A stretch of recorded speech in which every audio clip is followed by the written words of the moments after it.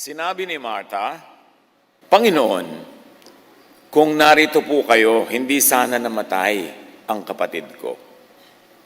Subalit alam kong ngayoy ipagkakaloob sa inyo ng Diyos ang anumang hilingin nyo sa Kanya. Muling mabubuhay ang iyong kapatid, sabi ni Jesus. Sumagot si Martha, alam ko pong siya'y mabubuhay muli sa huling araw. Sinabi sa kanya ni Jesus, ako ang muling pagkabuhay at ang buhay. Ang sino mang sumasampalataya sa akin kahit mamatay ay muling mabubuhay. At sino mang nabubuhay at sumasampalataya sa akin ay hindi mamamatay kailanman. Naniniwala ka ba sa sinasabi ko? Maraming malalim na laman ang kwentong ito. Ang usapan ni Martha at ng Panginoon. At nanamnamin natin, huhukayin, aarukin ang mga lalim ng kahulugan ng mga salitang ito. Believe and live. Manalig at magkaroon ng buhay na walang hanggan. Salamat, Panginoon, sa buhay na walang hanggan at salamat sa pananalig na maging ito ay kayo ang nakakaloob sa amin. Turuan niyo kami na lalo pang maunawa ang namagitang usapan sa Panginoon ng Jesus at kay Martha. At ito mabigyan namin ng paglalapat sa aming pang-araw-araw na buhay, lalong-lalo sa pananaw namin tungkol sa kamatayan at sa buhay na walang hanggan. Kayo po ang mangusap, ang magturo. Paliwanagan niyo po kami. Tapunan niyo ng liwanag ang aming isip nang maunawa namin ang hiwaga ng inyong salita. Papasalamat po kami, Ama, sa ngalan ng iyong anak na si Jesus. John 11:21, at ating isa-isahin, sinabi ni Martha, Panginoon, kung narito po kayo, hindi sana namatay ang kapatid ko. Kasi nabalitaan na ni Jesus na nag-aagaw buhay na si Lazarus several days before he actually died. Pero nung pumunta ang Panginoon sa village, sa barangay na magkakapatid na itong Lazarus, Martha, and Mary, ay nailibing na ng ilang araw. Patay na ng ilang araw at nailibing na si Lazarus. But Jesus is life. And Jesus is life. At alam niyo ni Martha, sabi niya, kung narito sana kayo, hindi sana siya namatay. Pero ang tinutukoy ni Martha ang kamatayan ay yung kamatayan lang ng katawan. No? Pero maraming uri ng kamatayan at maraming uri ng buhay at buhay na walang hanggan. But in all this, Jesus is relevant. Jesus is life. Jesus sets free from the fear of death and from death itself. Ito na marahil ang pinakamatinding takot ng tao. At kahit ng mga hayop at maging ng mga halaman ang mamatay. Kaya lahat gumagawa ng paraan para iwasan ang kamatayan. At maraming kung ano-anong ritual, mga paniniwala, mga hokus-pokus na ginagawa ang tao para lang maibsan ang takot sa kamatayan, para lang ma-assure na magkakaroon sila ng buhay na walang hanggan. At sa usapang ito ni Martha at ni Jesus ay marami tayong mapupulot na aral. Hebrews 2:15, referring to Jesus that He might free those who all of their lives were held in slavery by their fear of death. Ang takot sa kamatayan ay tinatawag na pagkaalipin, slavery. Kasi buong buhay, nagpapakaalipin talaga ang mga tao para lang maibsan ang takot sa kamatayan. At isa dyan, pagpapaalipin sa relihiyon. Kasi ang relihiyon ang number one manakot tungkol sa kamatayan. At number one ding nagtitinda ng kung ano-anong produkto na solusyon sa kamatayan para ang mga tao ay magkaroon ng buhay na walang hanggan. Ngunit kung relihiyon ang sagot, paano yun? Iba-iba ng sagot ang mga relihiyon. Iba-iba ng formula, iba-iba ng mga itinitindang doktrina. Alin doon, hindi naman kung may pinanganak ka sa isang religion, yun ang paniniwalaan mong tama kasi lang naipanganak ka doon. Paano yung naipanganak sa ibang religions? Kaya dapat suriin. Kaya ang tawag ni Jesus sa takot sa kamatayan ay pagpapaalipin. So, sino man kasi na nag-aalok sa iyo ng kaligtasan mula sa kamatayan, ay siyempre may produktong ititinda at Bili ka ng bili nun habang buhay, kaya slavery yung fear. People fear death because they do not know enough about eternal life. At sinabi sa scripture, my people are destroyed for lack of knowledge. Ang takot ay nagmumula lang sa ignorance. Anumang bagay na hindi mo alam, kinakatakutan mo. Anumang bagay na hindi mo naintindihan, kinakatakutan mo. Kahit mga katuruan at doktrinang bago sa pandinig ay kinakatakutan. Kasi ganun ang slavery ng tao sa fear. So, fear of death enslaves. How do you set yourself free by the help of Jesus from this slavery, from this fear? Know life and the mechanics of life. Knowledge is power. Knowledge is freedom. Know life and the mechanics of life and be free from death and be free even from the fear of death. Ano mga dapat nating unawain? Marami, pero konti lang ang sisikapin nating mabuklat ngayon at sapat na yan na panghawakan para matanggal ang fear of death at maunawaan natin ang eternal life. One, life is designed. The universe is fine-tuned. Hindi aksidente ang universe. Hindi siya simple evolution, siya ay creation. At ang creation ay may creator. At ang creator ay eternal. And because we were made in the image of the creator, if the creator is eternal, therefore we are eternal. Dapat natin maintindihan yan. Tanggalin muna yung mga sapot-sapot sa ating isip na katuruan ng kung ano-anong iba't ibang relihiyon ng pananakot. Tingnan natin ang creation. Life is designed, the universe is fine-tuned. Consider yung isa sa mga rules of science, the golden ratio, or what they call the divine proportion. Hindi ko inaasahan na lahat tayo ma-appreciate o agad, maiintindihan in one sitting, kasi kumisan 4 years pinag-aaralan ng mga yan. Sapat na ngayon ay mabuklat natin para lang malaman natin, ay may ganun palang topic. Para assignment, homework, pag-aralan yung mabuti para maintindihan. Nobody expects you to understand everything in one sitting, especially right now. And this is the challenge of church preaching. Limited ka, 40 minutes up to 1 hour. Paano mo ituturo ang lahat ng yan? Kaya nagiging sound bites lang eh. At ngayon, i-consider natin sound bites na assignment ninyong pag-aralan lahat para lalong maintindihan. Ang goal lang natin ngayon ay buksan ang ating isip na may mga ganun palang usapin, may mga ganun palang topic na dapat lang saliksigin. We shall flirt with some scientific principles. Know, understand, at kung nano-nosebleed, just take note now and know more soonest. Huwag matakot sa bagong nadidinig, huwag matatakot sa bagong nalalaman because God is knowledge and God is light. Now, the golden ratio in science is a perfectly symmetrical relationship between two proportions. Mathematically, this ratio is closely related to the so-called Fibonacci sequence, where each term is the sum of the previous two. For instance, 1, you start with 1. 1 plus 0, kasi 0 yung kakambal niya sa una, 1 din. Now, ang kasunod ng 1 ay 2. So, 1 plus 2 equals 3. Tingnan nyo yung sequence. Now, 3 plus 2, yung sinundan niya, equals 5. 5 plus 3, yung sinundan, magiging 8. And so on, hanggang maging 13, hanggang maging 21. This law is embedded in nature. Hindi pwedeng aksidente kasi design. Tingnan natin yung sinasabi ng ating video sa Fibonacci sequence. Nakita na natin yan. Tingnan nyo uli, i-research nyo uli, paulit-ulit. Kasi that sequence repeats. Now, this pattern shows even in great works of art.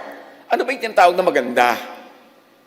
Lumalabas din yung sequence na yan kahit sa shell, kahit sa Milky Way, kahit sa mga halaman, sa fern na bumubuka, kahit sa storm na nabubuo pa lamang, kahit sa sunflower. Pag tinignan nyo, tinitigan, lumalabas yung Fibonacci sequence. At yung Mona Lisa, maganda kasi sumusunod pa rin yan doon sa pattern na yon. Maging ang Greek classical architecture. Maging lahat ng tinatawag nating maganda. Yung pinayagan ng humanity na ma-establish na maganda. Pati yung painting ni Da Vinci na creation of Adam, sumusunod sa ganun sequence. Kaya, alam mo man o hindi yung sequence na yun, something inside you tells you, maganda ang art na to. At may nagsasabi naman sa'yo, ay, hindi ito maganda. Bakit tabi-tabingi? Bakit parang magulo? Parang walang kwenta. Kasi nandun yun, embedded sa nature. Pagka tinignan pa natin at kinonsider, halimbawa yung fractal geometry, spell fractal geometry, sometimes called Mandelbrot equation.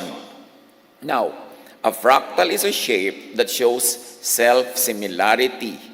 Yan, papasok ang microscope sa tinitingnang parts ng isang living thing. Yung pattern, ulit ng ulit, habang makakarating ang microscope mo sa mas maliit na mga bagay, makikita mong paulit-ulit yung pattern. Every part of the structure is the same as the whole. Maging sa mga shell uli, maging sa sunflower, maging mga sanga ng puno at yung mga veins ng mga dahon at maging mga sanga-sanga ng mga ugat at kung ano-anong bahagi ng ating baga, nandun lahat ang sequence na yan. Pag binuklat mo through the microscope ang lahat, malalaman mo mayroong creator. Lalo naman, pag umakyat ka sa taas, sa kalawakan, through a telescope naman, lalong makikita mo na may creator. The microscope and the telescope are God's great prophets. Kasi inire-reveal nila ang mga hiwaga ng Diyos, na hiwaga lang yun sa hindi marunong.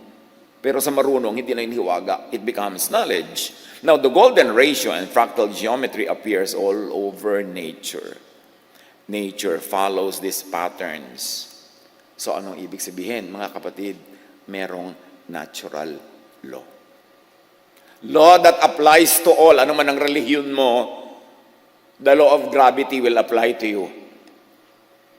The law of physics will always apply to you. Ano man ang sekta mo. The law of velocity, buoyancy, all of this will apply. Kasi yan ang universal law. Kaya alam mo yan ang law ng God over all the laws of many religions that are competing, bangga-banggaan, laban-labanan, alin ang totoo. Siyempre, kung narrow-minded ka, ipipilit mo, yung faith mo ang totoo. Kasi yun ang faith mo. Kasi doon ka lumaki. Kasi doon ka sumali. Pero paano yung iba? Ginigit din nila yung kanila ang totoo. Alin ang universal truth that is true everywhere, every time?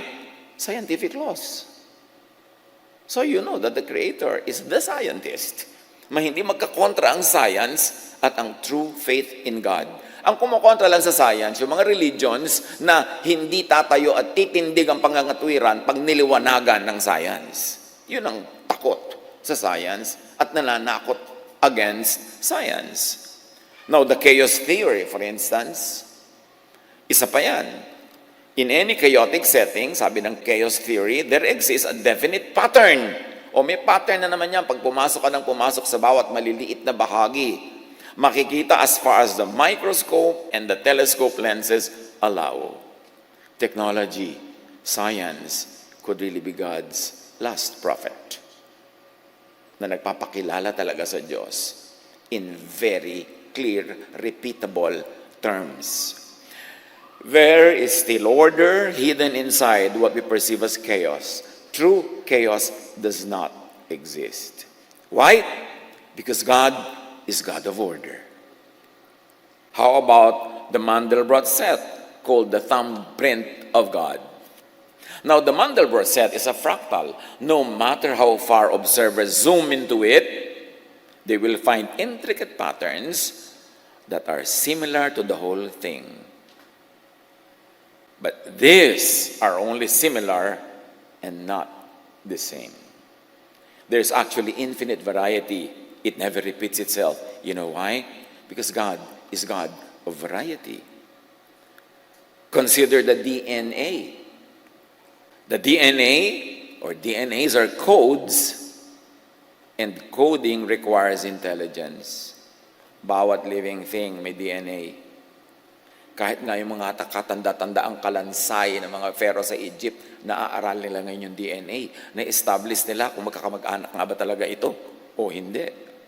Kaya nga ngayon, pag gusto mong i-prove ang paternity ng isang bata, nagdi-DNA test. Kasi encoded sa kalit-liit ang himaymay ng ating pagkatao, kung ano tayo, at sino ang ating mga kamag-anak. DNA codes in our cells are very similar to intricate computer programs. At naiintindihan natin ito only lately, kasi lately lang nagka-computer. Sa tagal ng panahon, ang tawag lang dyan, hiwaga. DNA located inside the cell's nucleus is a carrier of genetic information. Sa kaprasong DNA na yan, nakakode na lahat. Blueprint yan, ang design and instruction to make proteins, molecules, and body parts like legs, eyes, hearts. Kaya pag may bata, tinignan mo yung mata, bagong panganak pa lang, uy, kumuha sa ama. Kasi, yung DNA ng ama ang nasunod doon sa mata. Kung minsan naman, ay, ang ilong sa ina. Yung DNA ang nasunod. Magtataka lang yung ibang mga marites, bakit ka mukha ng kapitbahay?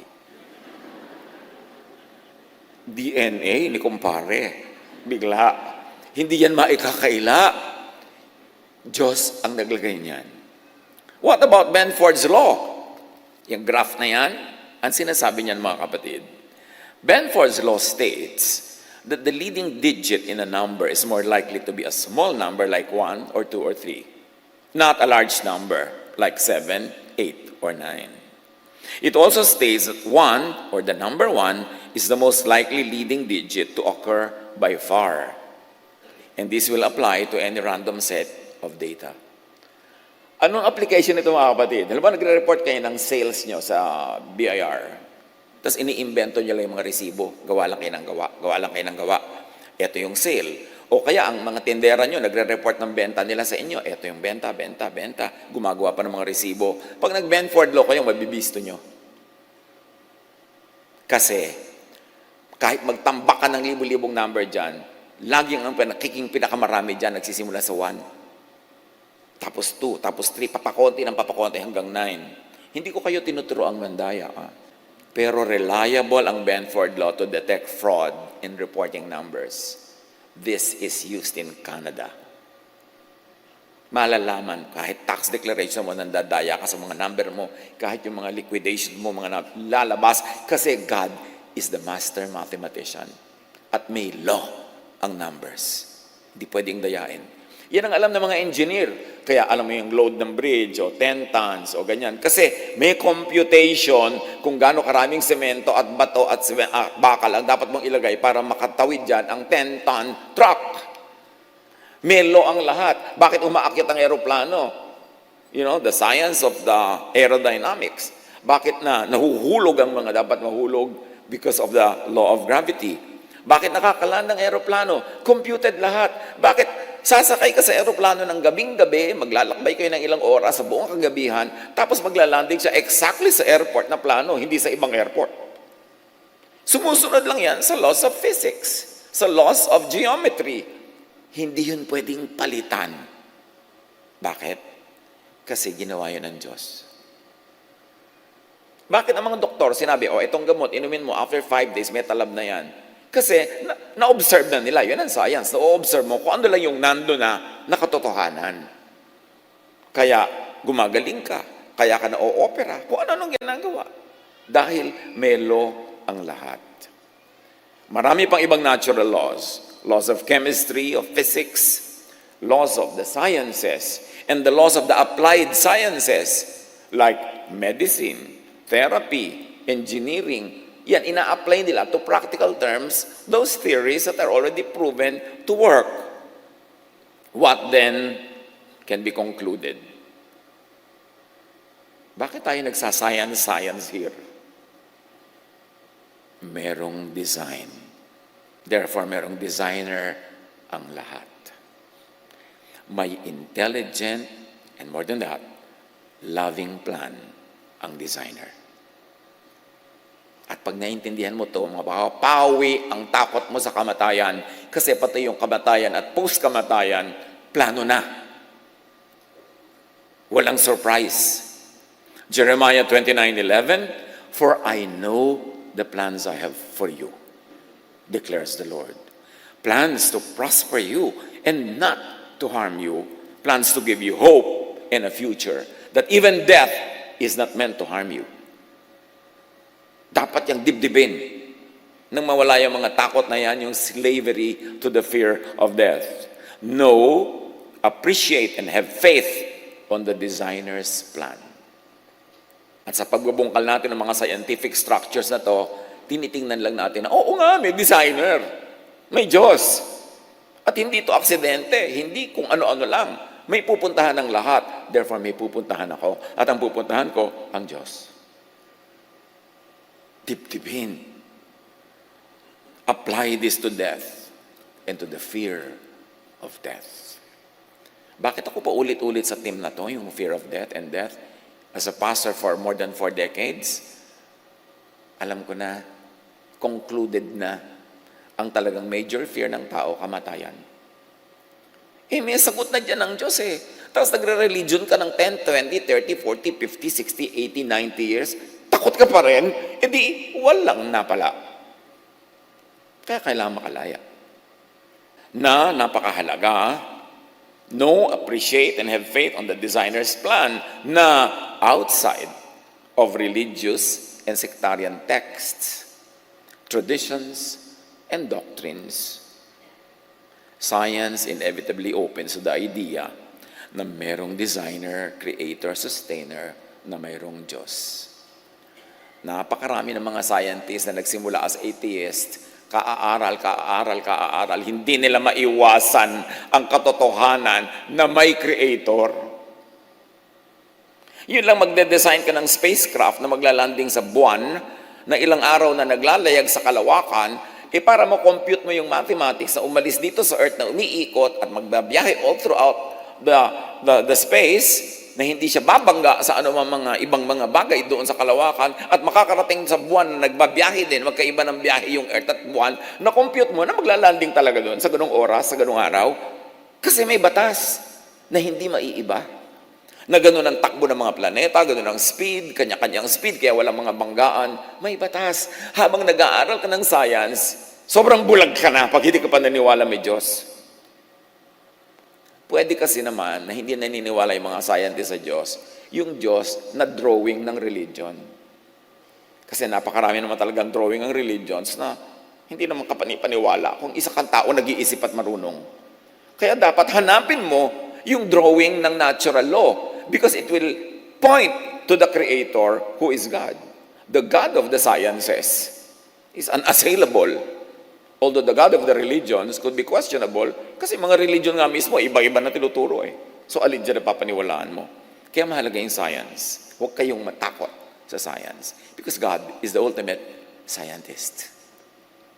Job 12, 7-10. But ask the animals, and they will teach you. Or the birds in the sky, and they will tell you. So gusto mo maghanap sa Diyos? Mag-biology. Sino sa inyong laging absent noon sa biology? Hindi tuloy natandaan na ang Heterobasidiomycetidae is the scientific family name of mushrooms. Hindi nga ma-spell. While most religious laws or theologies are inconsistent, contradictory, myopic, local, and sectarian, while most religious laws point to competing prophets and theologians, natural and scientific laws are constant and universal. They point to and reveal the non-sectarian Creator. At gusto kong bigyan ng diin, non-sectarian God. Ang God kasi, pinag-aagaw-agawan ng mga sekta, ng mga relihiyon, at binibigyan ng kanya-kanyang bihis, costume, itsura, drawing, at mga doktrina. No, go to the non-sectarian God of creation. At pwede rin siyang makilala sa Bible. Ang dami-dami pwede mo pagkakilanlan. Marunong ka lang dapat pumili at manuri kung ano ang titingnan. Job 12, 7-10, mag-biology ka daw. Or speak to the earth, and it will teach you. So mag-geology. Or let the fish in the sea inform you. Mag-fisheries. Mag-oceanography pa kung ibig mo. At sa pagpapatuloy ng Job, which of all this does not know that the hand of the Lord has done this? In His hand is the life of every creature and the breath of all mankind. Ang ganda ng realization. Napakaraming magagandang mapupulot sa Biblia. Marunong ka lang tumingin kung saan. Psalm 19:1, the heavens declare the glory of El, or of God. You know, in the original Hebrew of the Old Testament, it is El that is used. In the English translation, it becomes God. And that's when it becomes very contestable to many people. But all the original Hebrew verses say El when they mean God. The heavens declare the glory of El, and the sky displays what His hands have made. Mag-astronomy. Kahit daw sa astronomy, makikita mo ang Maker. What we have is not accident, is not chance, but creation. And we are the crowning glory of that creation, at least from our point of view. Now, understand, as we have been saying, life and the mechanics of life. And one important truth is that the Creator is eternal. God does not die. Jesus, the man, died. But remember, Jesus is the divine that was made into flesh. And that flesh was a thing that died, not the spirit of Jesus that is eternal. Romans 1:20, for since the creation of the world, God's invisible qualities, His eternal power, had been clearly seen, being understood from what has been made. Ang linaw ng sinabi ng Romans, ang pagpapakilala ng Diyos ay sa pamamagitan ng Kanyang nilikha, mga bagay-bagay na nakapaligid sa atin, not from religious and sectarian theologies. Pag diyan ka nagpadala sa mga religious and sectarian theologies, dahil iba-iba yan, malilito ka talaga. Gusto mong makilala ang creation, kilalanin mo yung Creator. Paano mo kilalanin yung Creator? Through the creation. Through what has been made. Through the material world. Because creation reflects the Creator. Even we are made in God's image. And that is not meant to be physical. We are made in the Spirit, or in the image of the Spirit, in the nature of the Spirit of God. Creation reflects the Creator more than competing theologies. 1 Timothy 1:17, now to the King eternal, immortal, invisible, and may I add, but visible through creation. You want to see God, you cannot see God in truth because God is Spirit. But if you want to see God, at least, even on lower terms, look at the physical world, the universe, because imprinted doon yung character ng Creator. Now, creation is eternal, therefore we, His creature, have eternal life. Iba-iba ang sasabihin sa inyo mga religion tukol dyan. Magkaka-eternal life ka lang pag sumali ka sa kanila. Paano kung 4 na religion nagko-compete? Saka sasali? Maniniwala ka na membership ang nagsisave? Paano yung hindi naging member? Naniniwala ka ba na ang Diyos ay may religion? Na pwede siyang ilagay sa loob ng isang relihiyon at nandun lang siya, wala doon sa iba? Yan ang mga kilala sa kasinungalingan ng mga relihiyon sa pagbebenta nila ng kaligtasan through their franchise. Dapat kung nag-aaral ka talaga, matagal ka na nag-aaral, gumraduate ka na sa ganung pang grade 1 na pag-iisip. Maintindihan mo ang Diyos in a higher way of understanding. Pakaisipin yan pag natatakot pa about death. Refer more to the laws of creation, of nature, and less to the laws of competing religions. Huwag kayong maging overly loyal sa isang relihiyon dahil doon lang kayo pinanganak. Paano kayo pinanganak sa ibang bansa? Di doon naman kayo magiging loyal. Dapat mag-isip. John 11, sa pagpapatuloy ng kwento, siya nga pala ang usapan natin ay si Jesus at si Marta. Subalit alam kong kahit ngayon ipagkakaloob sa inyo ng Diyos ang anumang hingin nyo sa Kanya. Sabi ni Marta, kung sana nandito lang kayo, hindi namatay ang kapatid ko pero kahit patay na siya, naniniwala ako, kaya nyo buhayin. Kasi anuman ang hingin nyo sa Diyos sa langit, yun ang magyayari sa lupa. So please naman, buhayin nyo naman ang aking kapatid. Jesus is the way of life, the way to life, and life. Now, understand eternal life and the way to eternal life through creation and through the laws of nature and science. At tumanda kayong magdugo ang tenga nyo, kauulit-ulit ko sa ibang terminology. Kasi repetition clarifies. Kung naintindihan nyo na sa unang sabi, huwag nyo nang pansinin yung kauulit. Kasi merong mga sa ikapitong sabi pa maintindihan So, kailangan ulit-ulitin natin para sa kabutihan ng lahat. Now understand eternal life and the way to eternal life through creation, more than through iba-iba at kontra-kontrang religious teachings. At matatakot ka lang pag doon ka nakinig. Now, remember we said God created a fine-tuned universe? Planado ang lahat. Walang tsamba-tsamba. Meanwhile, beneath, above, and beyond the visible, all creation is energy, frequency, and vibration. Konting basic sciences lang will tell you everything vibrates. Kahit yung hindi gumagalaw na isang bagay na hawak nyo, nagbabibrate yan in microscopic levels. Yung lampas, higit sa nakikita ng mata, ang lahat ay vibration, energy, frequency. Kaya nga ang radyo, frequency eh. Nagtataka kayo, bakit yung boses ng artista ng radyo na nandun sa malayong studio ay lilipad sa himpapawid, madadakma ng radyo nyo at dadalhin sa tenga nyo yung boses niya, di ba? Kasi yung boses, more than what you can see and what you can hear, vibration yun eh, frequency. Kaya pag yung radyo nyo, dinala nyo sa frequency 702, madidinig nyo DCIS. Pero iurong nyo lang ng konti, iba na madidinig nyo. Kasi ibang frequency na yung pinupuntahan nyo. Ngayon, lahat may frequency. Pag naka-tune in ka sa frequency ng Diyos, can you imagine what will happen? Kaya dapat na-develop natin lahat yan, may frequency. Nothing rests, sabi ng science. Everything moves, everything vibrates. John 4:24, God is spirit, sabi ni Jesus, and His worshipers must worship in the Spirit and in truth. So, Espiritu ang Diyos. And in the spirit world, it's all vibration, frequency, energy. Yun yung mga na-discover ni Tesla, ni Nikola Tesla, energy. Na pwede pala ang wireless power makarating kahit kanino, pero pinigil lang yan ng mga gustong magbenta ng power. Kaya kailangan may wire para dadaan ka sa wire nila.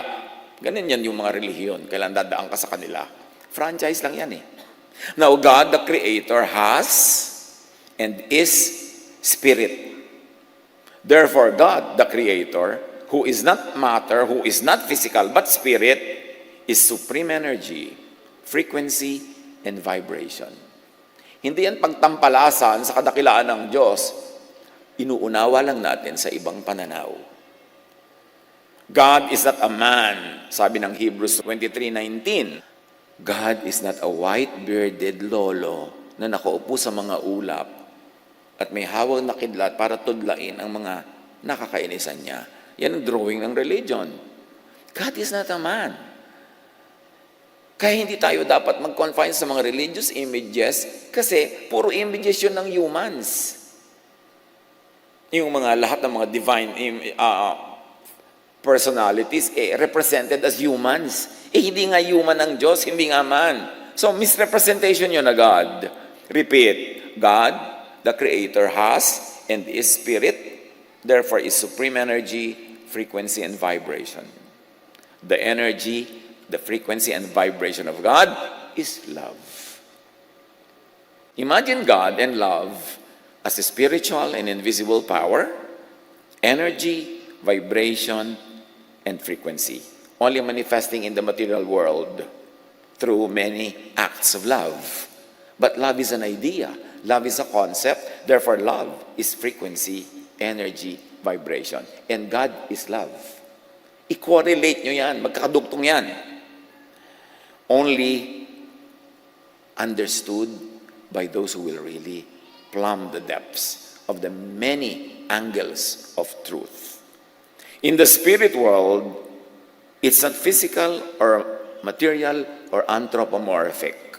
Hindi kamukha ng tao. It's spirit.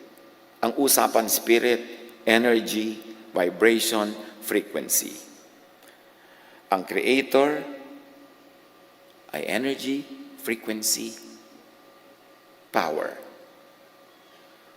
Therefore, ang creation ay ganun din. Because we were made in God's image.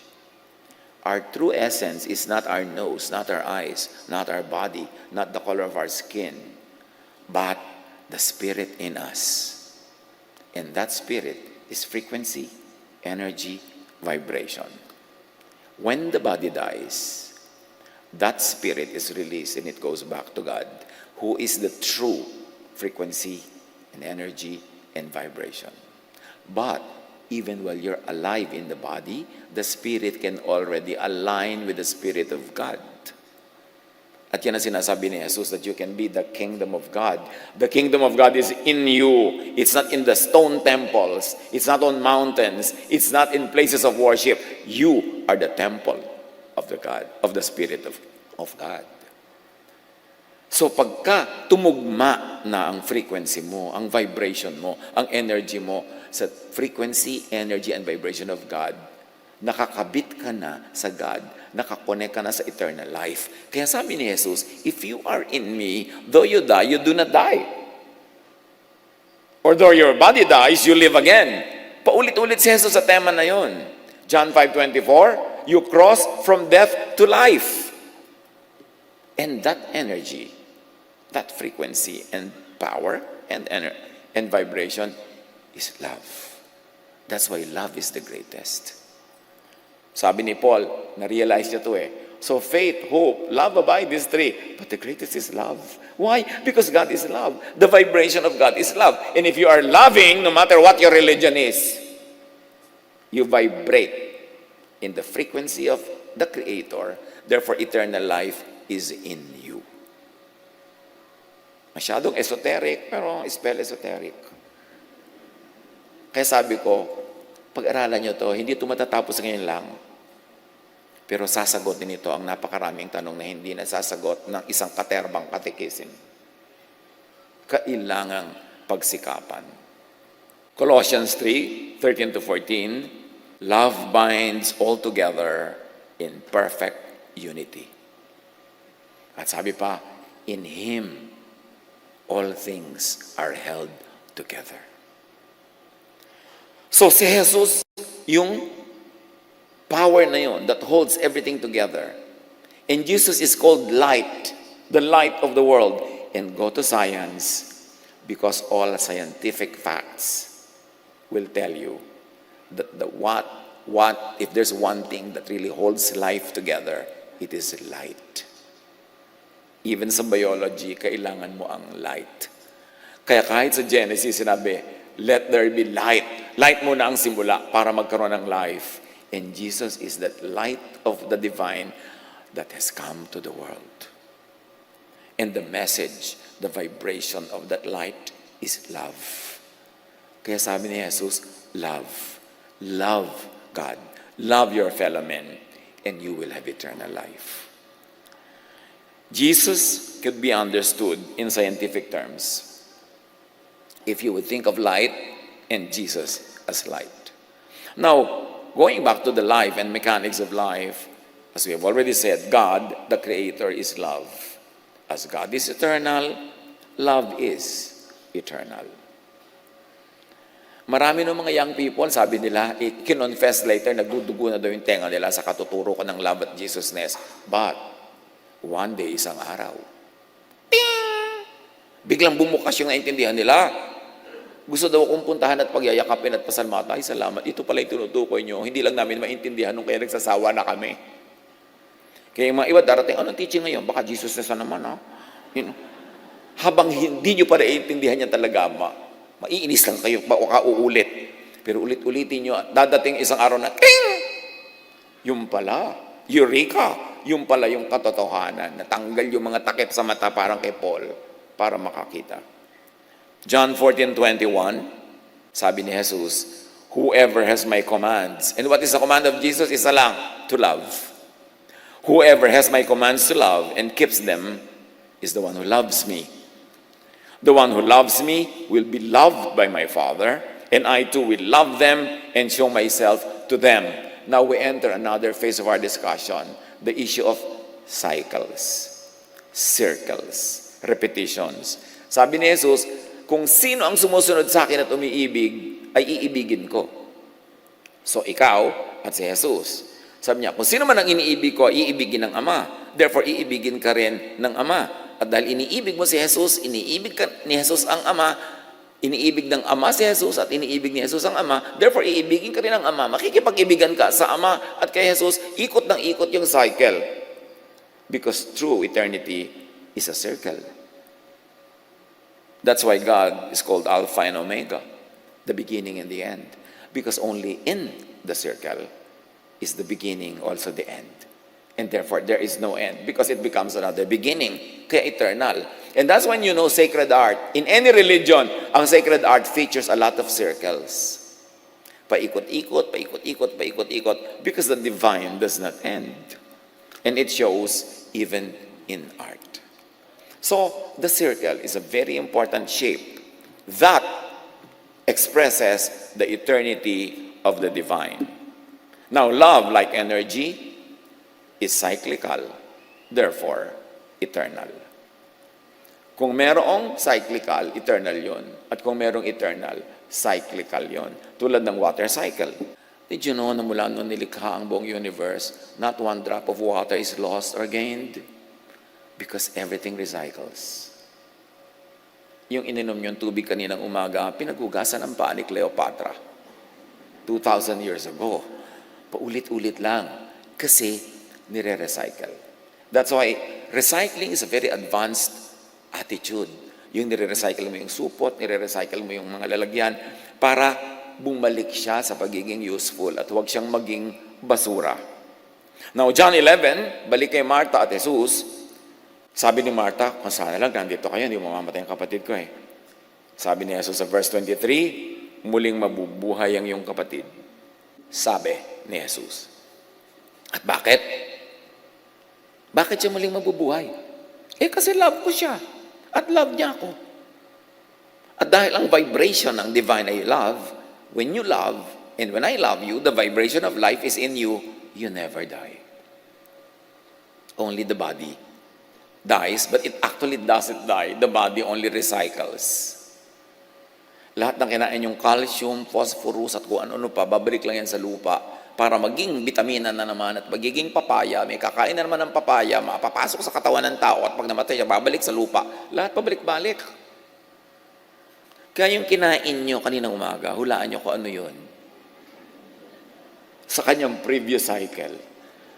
Pabalik-balik lang. We participate in the circle of life. At bakit mabubuhay si Lazarus? Because he is in me, kung sasabihin ni Jesus. And I am in him. And because I do not die, whoever is in me will never die. At sino man ang aking pamugaran, tirhan, at makipag-isa ako sa kanya, hindi rin siya mamamatay. Masasama siya sa buhay, hindi niya ako madadala sa kamatayan. Pero sabi niya kay Martha, but if you want earthly life again, now, sige pues, buhayin natin kung ilaligaya niyo. So binuhay ngayon itong si Lazarus. Maraming mga Christians, Bible-based Christians, ayaw magpa-cremate o galit sa cremation. Dahil paano ako mabubuo ulit pag bumalik ang Diyos? Problema na yun ng Diyos. Sa palagay mo ba, pag inilibing ka ng buong katawan, hindi ka kulang, tinanggal na nga nung ikaw ay inimbalsa mo, tinanggal yung mga laman loob mo, di kulang ka na rin. At kung kinain na ng mga uod yung katawan mo, yung mga uod ang dami-dami, sila ngayon ang bubuuin uli para mabuo ka. Huwag mo problemahin yun. Dahil si Lazarus nga binuhay eh.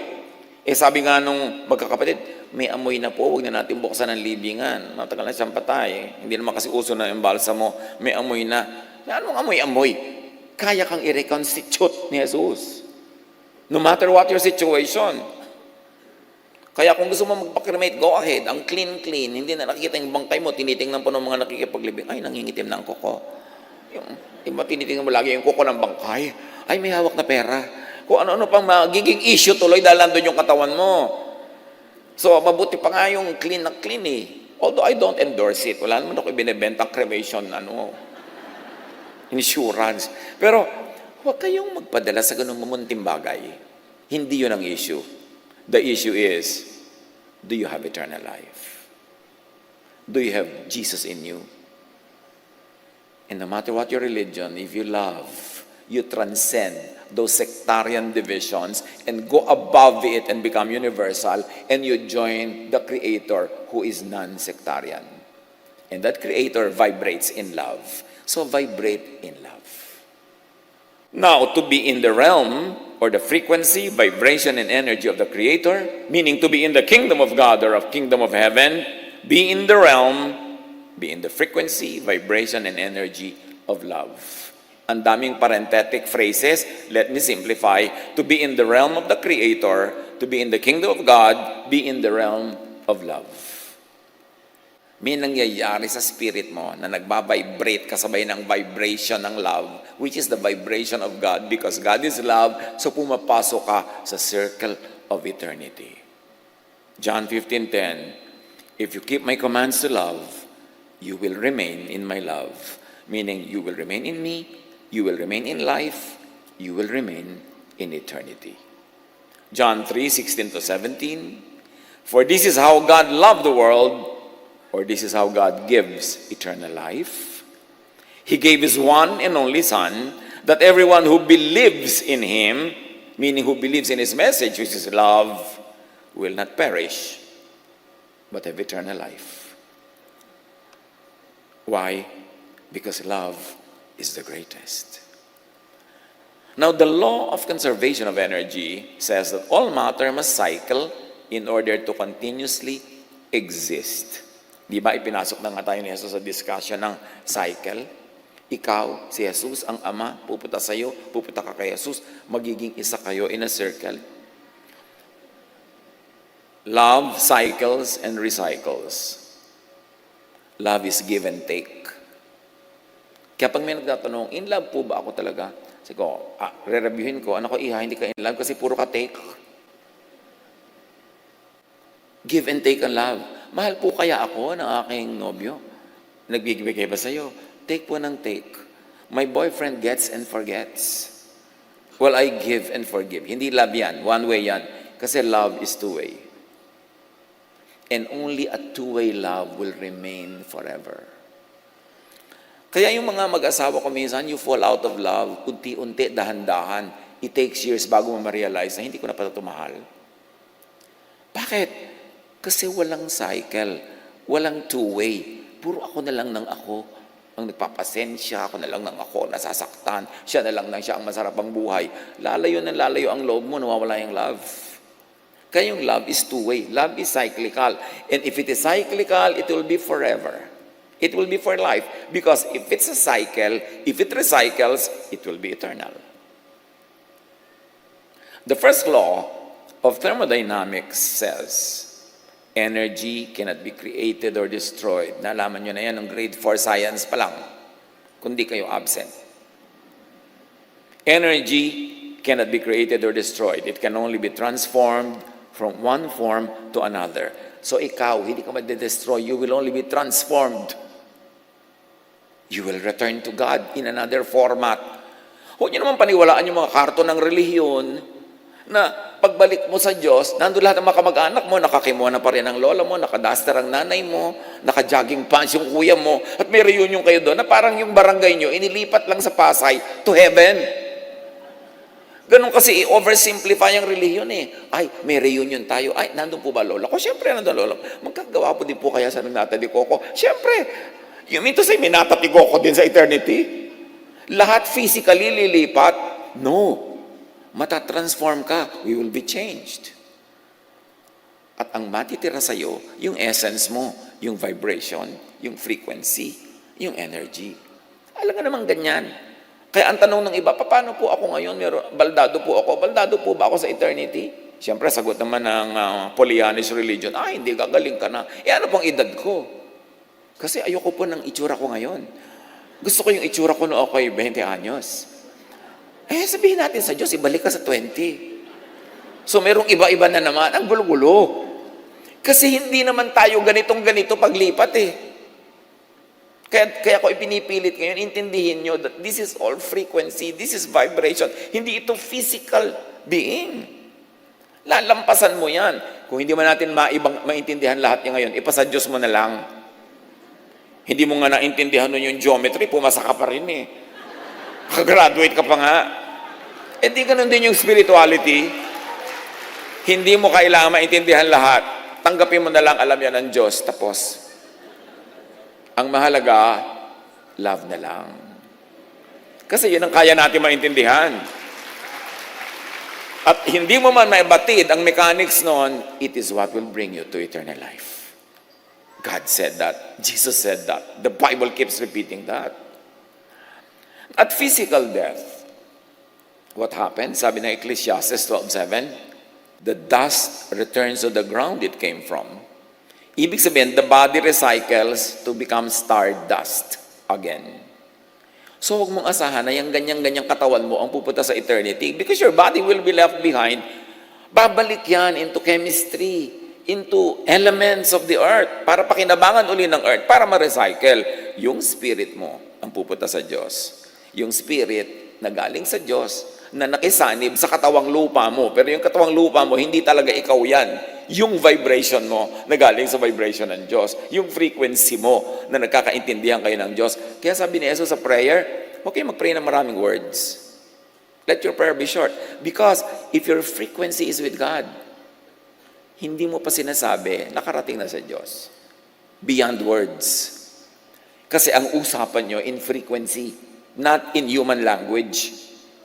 Kaya ayaw ni Jesus ng napakaraming prayer Kasi bumababa sa earth yung kahulugan ng prayer, hindi tumataas. Kailangang makalampas yan sa physical realm at maging vibration. Yung vibration, mga kapatid, di ba kung minsan may tao, nakita mo, parang mabigat ang dugo ko sa kanya. Yung nagbebeso-beso yung katawan nyo, pero yung mga kaluluwa nyo, nagsasampalan. Alam nyo kung bakit? Ang nag-uusap doon, vibration Nabivisualize yun na yung vibration. Di ba? Hindi yun ginig-ginig na gano'n. Hindi. Merong katotohanan na hindi kita ng mata. Pero ang espiritu nag-uusap. Meron naman, na-meet mo pala siya, ang gaan-gaan ang dugo ko sa kanya. May gano'n. Kasi yung espiritu mo, mas maraming alam kaysa sa utak mo. Kaya nakikinig ka sa discernment. May nagsasabi sa'yo. At yun yung vibration. Now, Ecclesiastes 12:7, the dust returns to the ground it came from at death, and the spirit returns to God who gave it. Meaning, the spirit recycles to energy, to vibration, to frequency of the Creator. And you become completely one again because now you are no longer encumbered, you are no longer limited by the physical body. That's why death is freedom. Kaya huwag matakot. Sa kabila nung pinto ng kamatayan nun, nandun pa rin ang Diyos. Mas maningning, mas mauunawaan. Believers in Jesus and Jesus-ness vibrate in the frequency of eternal love. Enter the sphere of the divine eternal energy. Hindi yan hindi yan new age. Yan ay karunungan na itinuturo sa atin ng science. Believers in Jesus are born again, recreated, recycled into eternal spirit, eternal life of the divine. John 11:24, sumagot si Martha, alam ko pong mabubuhay muli sa huling araw ang aking kapatid. Sinabi ni Jesus, anong huling araw ang pinagsasasabi mo dyan? Ako ang muling pagkabuhay at ang buhay. Ako, hindi ang future event, hindi ang religious dates, hindi ang Jewish belief, hindi ang katuruan ng kung ano-ano dyan. Ako mismo ang buhay at ang buhay na walang hanggan. Kahit kailan, pwede ako magbigay ng buhay. Kahit anong paraan, pwede ako magbigay ng buhay. So huwag mong hintayin yung huling araw. Sabi niya, ako, hindi ang huling araw, ang buhay. Ako ang muling pagkabuhay at ang buhay. Yung muling pagkabuhay sa namatay na yung katawan. Yung buhay sa hindi pa namamatay ang katawan. Parehong operational ang power ni Jesus. Jesus is God's love incarnated. Di ba ang pag-ibig nga ay frequency? O paano ngayon naging tao si Jesus? Pero beyond that tao, beyond that katawan is the universal spirit of the Word who was made flesh. John 5:24, whoever hears my word and believes him who sent me has eternal life. Walang binanggit ditong religion, Walang binanggit na sekta. Walang binanggit na ritual. Ang sabi lang ni Jesus, Ang nakikinig sa aking salita at katuruan ng pag-ibig at nananalig dito, meron ng buhay na walang hanggan. Hindi na niya kailangan hintay mamatay ang katawan niya. Nagsimula na ang buhay niya walang hanggan. Lilipat na lang yon, oras na namatay yung katawan. Love, not religious identity, is the distinction of those who are truly in God, of those who have eternal life. Gusto mong tanungin, ligtas na po ba talaga ako? Ligtas na kaya siya? Itanong mo, loving ba? Because love is the distinctive, not religious identity, not ritual, not anything. Love. 1 John 4:8, whoever does not love does not know God, because God is love. Di ba ang daming relihiyoso, hindi naman loving? So alam mo na, kailangan itong matuto, kailangan itong maturuan. Hindi binabaliwala si Jesus ng mga pag-aaral na ito at pag-unawang ito. Jesus is in the center of all this because Jesus was sent to tell us that the way to God is love. Hindi siya nababaliwala. Central na central siya. Proverbs 12:28, in the way of righteousness, and to Jesus, righteousness is love. In the way of righteousness, there is life. Along that path is immortality. Tandaan niyo itong Proverbs 12:28. You want to be immortal? Be righteous. Be loving. Hindi ito be righteous according to the law, but be righteous according to the command of God through Jesus, love. Eternal life is in Jesus, in love. John 1:12, to all who did receive Him, meaning who received His love, to those who believed in His name, or in His teaching of love, He gave the right to become children of God, therefore He gave the right to become eternal. Yung kasing maraming mga religious work, pag sinabing, ipatanggap natin si Jesus. Pero ang totoo, ang ipinapatanggap ay law. Ang ipinapatanggap ay religious tradition. Kunwari, ipinatanggap si Jesus, pero pag dilat mo after the sinner's prayer, isang tambak na law ang ibibigay sa iyo, at actually, yung pala talaga ang agenda. Pero ang ipinapatanggap mo, pag pinapatanggap mo si Jesus, yung katuruan ni Jesus, and that is, receive God's love, it is grace, it has no payment, because love nga yan, so tanggapin mo na lang, at umibig ka sa kapwa, kung paano ka iniibig ng Diyos, yun ang eternal life. Yun ang turo ni Jesus. Jesus is central to this teaching. Luke 10:25-37, ang ganda nitong usapan na to. May nagtanong kay Jesus, what must I do to inherit eternal life? It's probably one of the most important questions you could ask in your life. Sabi ni Jesus, what is written in the law? Mukhang akala mo law pala.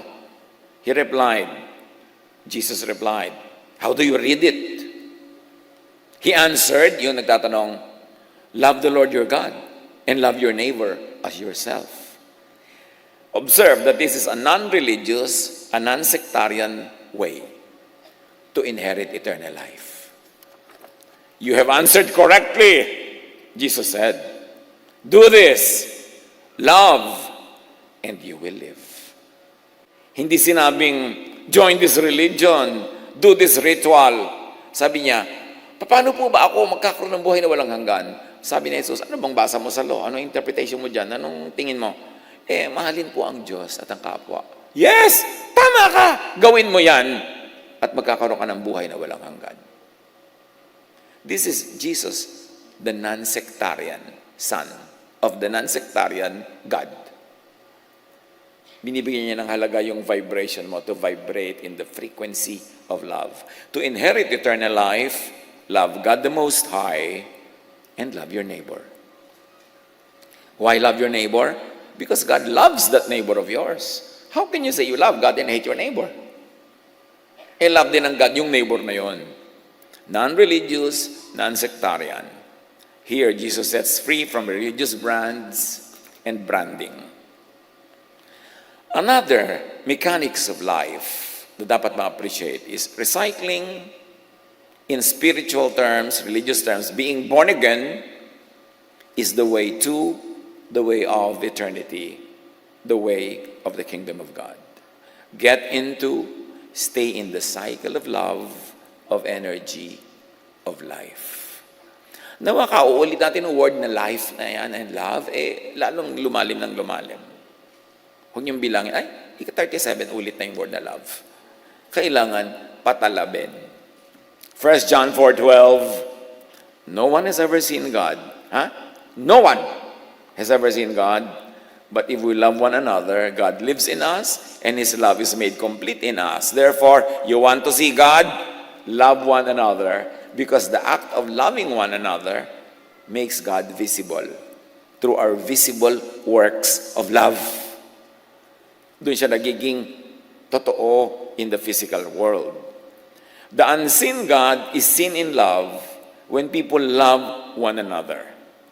The essential God becomes material and physical through love. John 17:26, I have made you known to them, sabi ni Jesus sa Ama, in order that the love you have for me may be in them and that I myself may be in them. See the cycle? And you would be in them and they in you, and you are eternal. I am eternal, therefore they will be eternal too. We will be in the circle of eternity. John 11:25, pabalik kay Martha na naman. Sabi ni Jesus, ang sino mang sumasampalataya sa akin, kahit mamatay, ay muling mabubuhay. Now, how to enter and be recycled to eternity? Believe in Jesus, the incarnated, branded Word. Si Jesus kasi, yun yung branded Jesusness. Kasi bago siya naging Jesus, nandun na yung Jesusness. Kaya lang, hindi pa nagiging tao, so hindi pa nagiging Jesus. That's why we always emphasize the word Jesusness, because outside of the physical human Jesus is the idea of Jesusness. And you may be in Jesus the person or in Jesusness the idea, pareho lang yun. Kaya hindi siya branded, hindi siya franchised, mas universal. Believe in Jesusness, the essence, the spirit of the pre- and post-incarnated and branded Word that had become Jesus. Pag-aralan nyo to.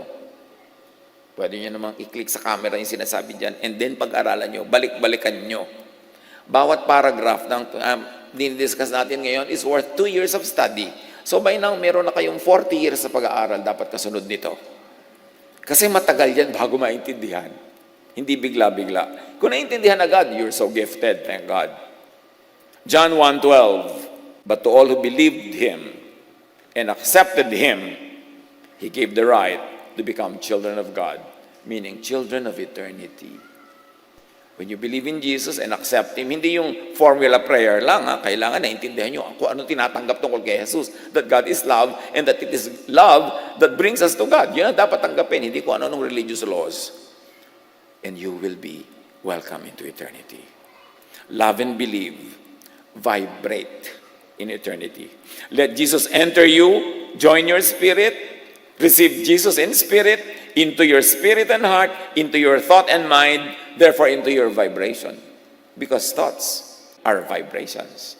Thoughts are frequencies. Receive the kingdom and the kingship of God in your heart and mind.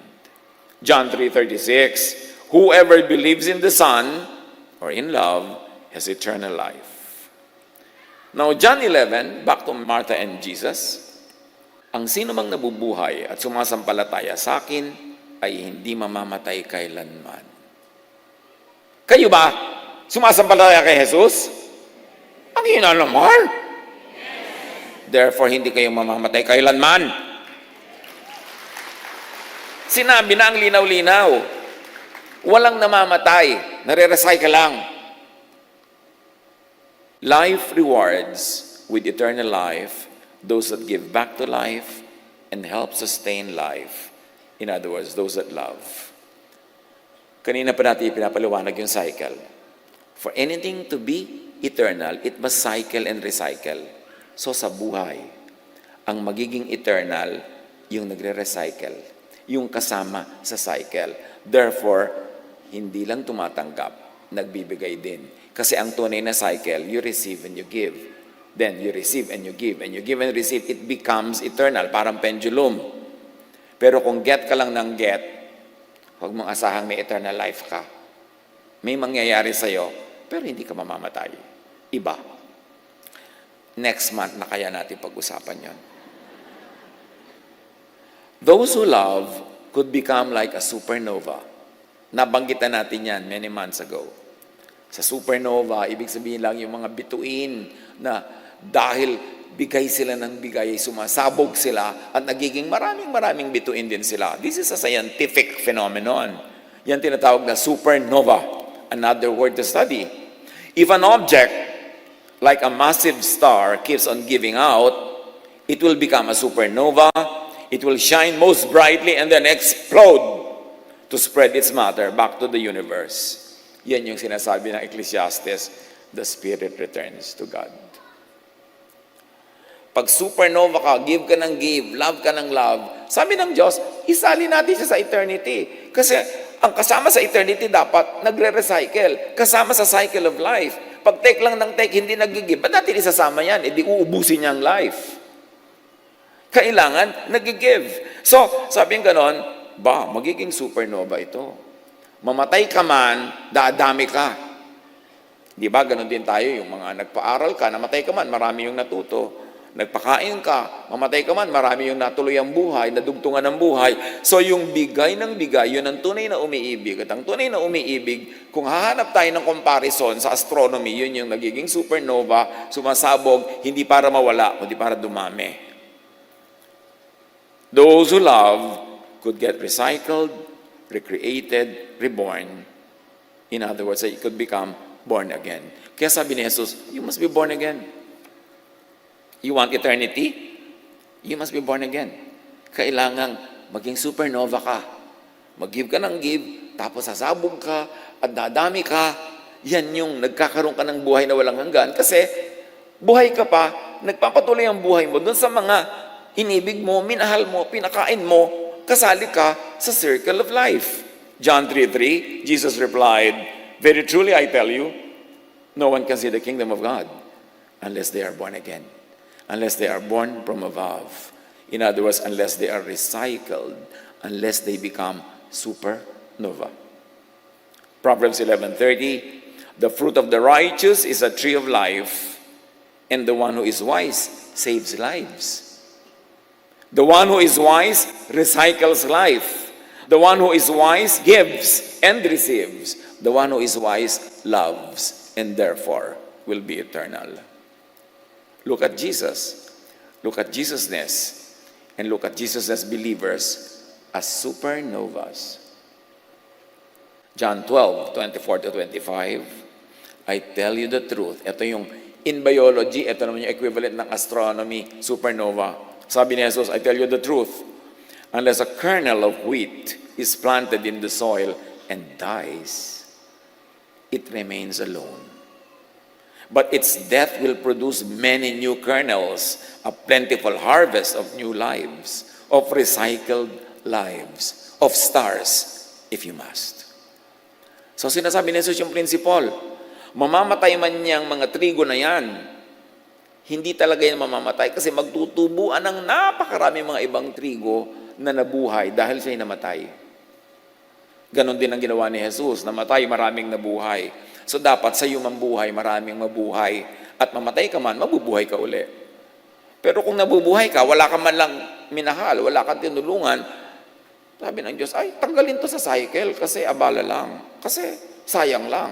Hindi siya nagpa-participate sa recycling of life. So dapat mawala siya sa cycle kasi abala siya.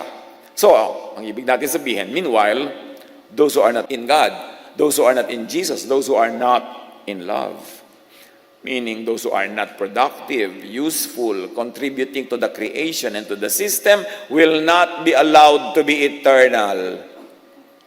So, hindi lahat magiging eternal. Merong mga hindi magiging eternal. Bakit? Hindi sila isasali sa circle of eternity kasi sayang lang. Hindi sila kasama sa recycling. Wasteful. Hindi sila loving. Hindi sila giving. So, anong papakinabangan ng eternal system sa kanila? Dapat silang ma-eliminate. They will be annihilated or destroyed. They will perish. Jesus taught that people who did not believe in Him, meaning in love, in giving, would perish. Hindi niya sinabing will be punished forever. Ang sabi ni Jesus, will perish. Ang equivalent nito sa astronomy, black hole. At babalikan natin yung black hole na yan. Kung pwede kang ma-supernova, pwede ka rin ma-black hole. John 3:16, for God so loved the world that He gave His one and only Son, that whoever believes in Him shall not perish, but have eternal life. In scientific equivalent, the unbelieving, the unloving, the selfish could be black holed. Yun yung perish. What is a black hole? If an object, like a massive star, keeps on taking and taking matter by its gravitational pull without giving out, it will become a black hole, a region of darkness and nothingness. Ganun ang nangyayari sa hindi loving. Kaya dapat unawain ang teaching of love. Matthew 25:30, sabi ni Jesus tungkol sa mga ganito, throw that worthless servant outside into the darkness. And if you like to read it, into the black hole. Hindi sila dapat payagang patuloy na makisali sa recycling kasi hindi sila nagre-recycle. Hindi sila nagko-contribute sa eternity. Take lang sila ng take. At sabi ni Jesus sa John 11:26 kay Martha, naniniwala ka ba sa sinabi ko? Kasi lahat ng pinag-usapan natin, pwede ilagay sa loob ng usapan nila. Faith is everything. Faith opens to eternity. Faith in Jesus, in the essence and teaching of Jesus, in Jesus-ness, saves from judgment by the law, saves from guilt and fear, and gives eternal life. Sumagot si Martha, opo, Panginoon. Naniniwala po akong kayo ang Kristo, ang anak ng Diyos na inaasahang darating sa sanlibutan. Ang daming naganap sa usapan na yon. Pag titingnan natin yung mga in between the lines. For now, mga kapatid, mayroong definite law of creation, of nature. To stay in that system, to stay in eternal life, live by that law. Love. Do not fear death. Wala yan sa plano ng Diyos para sa atin. Kaya ipinadala niya si Jesus para tayong mahalin at mahalin natin si Jesus at maunawa na ating dapat yun lang atupagin natin, magmahalan. Believe that you have eternal life in Jesus by believing in Jesus. Love so that you will have eternal life and know that you have eternal life. Ngayon, kung nosebleed ang lahat ng ito, huwag na lang malito o palito. Love na lang. Panginoon, salamat po. Na maaaring maunawaan ng mga maraming mahiwagang mga katuruan through the many layers of knowledge, even through scientific knowledge. Kayo ang author ng lahat ng knowledge at nais naming matuto sa maraming paraan, sa maraming anggulo, sa maraming dimensions. Continue to teach us. Pagbulay-bulayan ang lahat ng ito